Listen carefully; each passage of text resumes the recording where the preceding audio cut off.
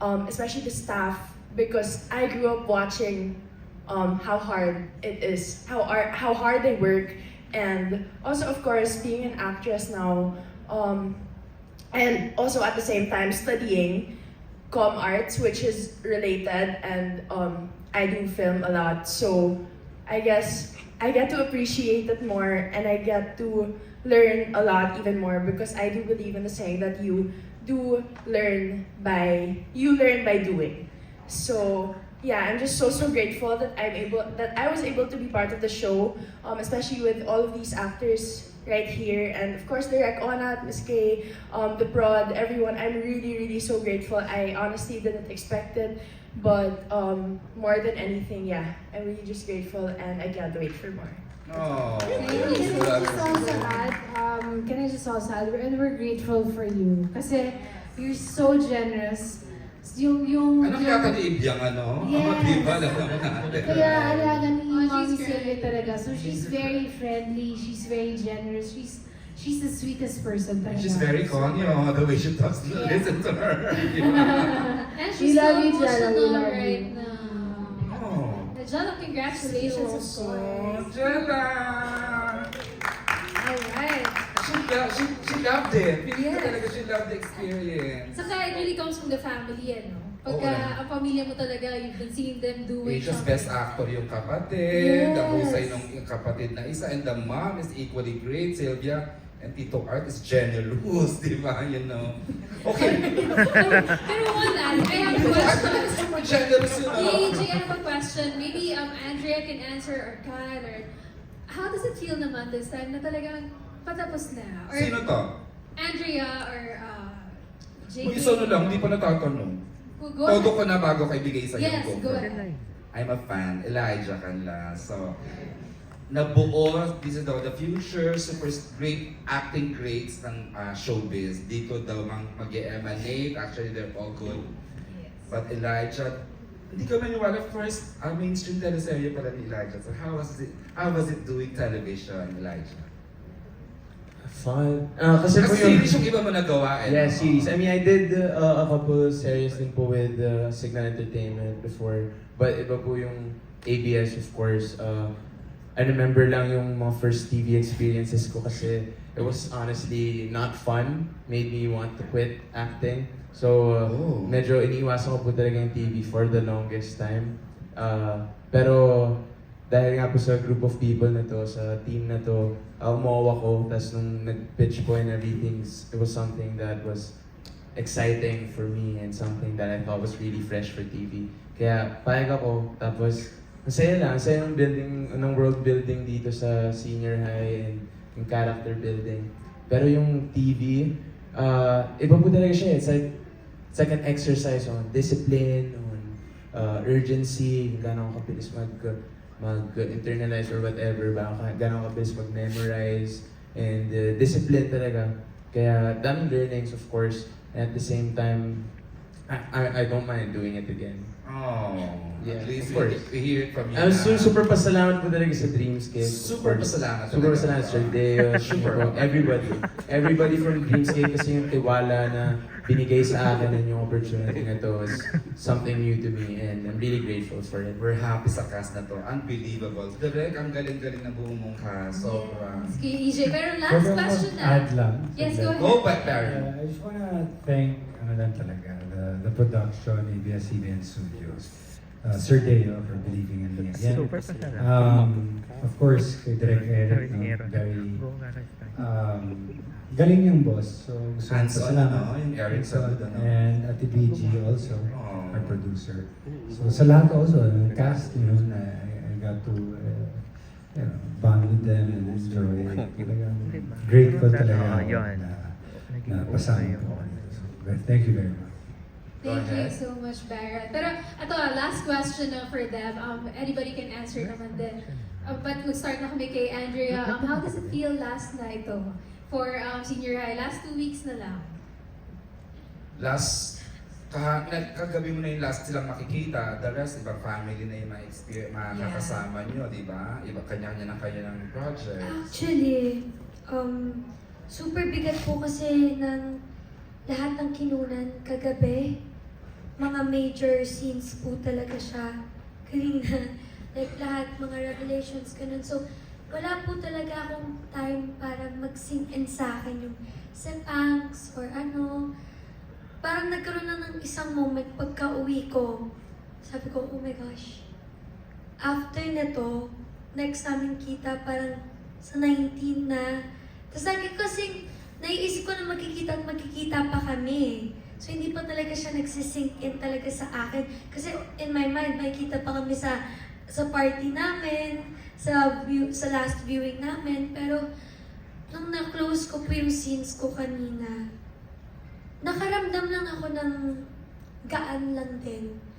Kasi I ended with Luna po eh. My last scene was Luna. Talaga? I started my first scene with Luna and I ended with Luna. And feeling ko nagkaroon lang ako ng closure with her.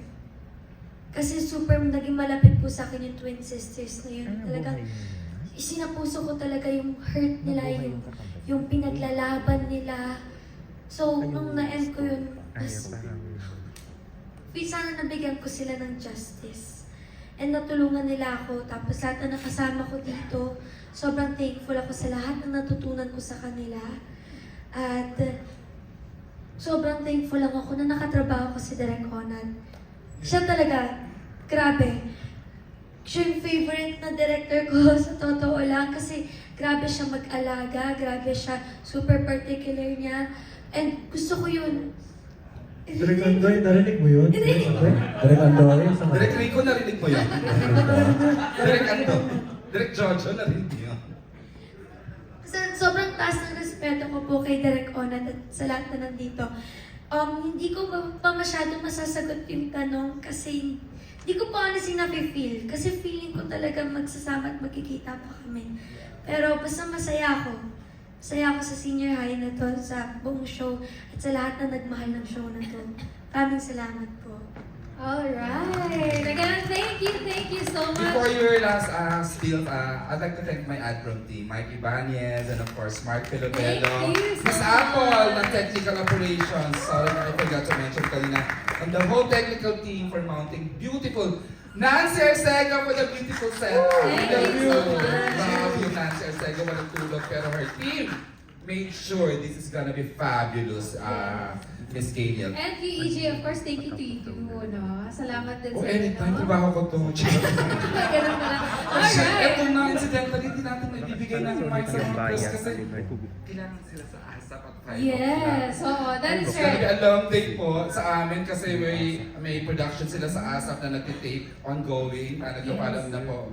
So, But with again, thank you that, so much to our media friends. correct ko, Opo, maraming si maraming Mike salamat. from Head. Hi Mike, thank you. Alright. And now, of course, invite everybody to watch the last 2 weeks of senior high. Go ahead, Andrea. Go Blythe. Siguro sino na lang yung gustong mag-greet. We don't have, hindi, Siyempre, doesn't have to be Gusto ko everyone. lang po muna magpasalamat sa inyong lahat. Thank you all for being here. At sa mga panunod kayo sa first naming media con, maraming salamat po. At sa lahat ng nanonood, thank you for supporting Senior High. Sana po naituwid namin ng maayos yung message ng Senior High. Sana nakapag-raise po kami ng awareness through this show at marami po kaming families na natulungan at madami din kami mga kids na may pinagdadaanan sa mental health nila na sana nakatulong din po ito sa mga hindi pa din lumalabas sa closet nila. Sana din makatulong kami sa inyo. So yun po, thank you all so much and thank you to Dreamscape dahil naging courageous sila na parang naisip na alam mo, it's time na makagawa tayo ng ganitong klaseng show for the Gen Zs and sa mas nakakatanda po namin generation. Pero yun, malapit na po matapos ang Senior High. January 19 na po yung last episode. Sana po panoodin ninyo. Madami pa pong big revelations na mangyayari. Monday to Friday, 9:30 p.m. sa I Want TFC, sa Kapamilya Online Live, sa A to Z, and sa TV5. Kapamilya Channel. Kapamilya Channel, yes. From the adult, ano naman, Miss Angel, any word would like to share? Or ano naman? From senior high to senior class? Gusto niyo yan? May segue. May pasok. Thank you sa pagtanggap at pagyakap at pagmamahal ninyo sa kabataan at ka-senioran ng senior high. Thank you so much. We enjoyed very much doing this show for you. At alam ko na kasi mismong sa bahay namin, minahal nila yung show na to. As in, every day we watch it on YouTube. So, I don't just experience it on the set, I also experience it in my home. So, I'm thankful that Dreamscape, sabi nga ni Andrea, was able to mount this show. It was very brave. It was, napapanahon siya para sa mga kabataan at mensahe ito para naman sa age group namin na mga magulang. Gusto ko yung age group na. Age group na, ayun youth. Joke lang, hindi. Pero sa age group namin, mga magulang na who are handling Gen Zs and millennials. It's time that we listen and we hear them. So yun, maraming salamat sa inyo. We really enjoyed it. I feel sad, honestly, that I will be missing everyone on this stage. And sa mga hindi rin nakarating, si Kian, si Inka, I grew so close to them. We call ourselves the Pineda crew. With Andrea, we love our little home, we love our little group, and we love this big family so much.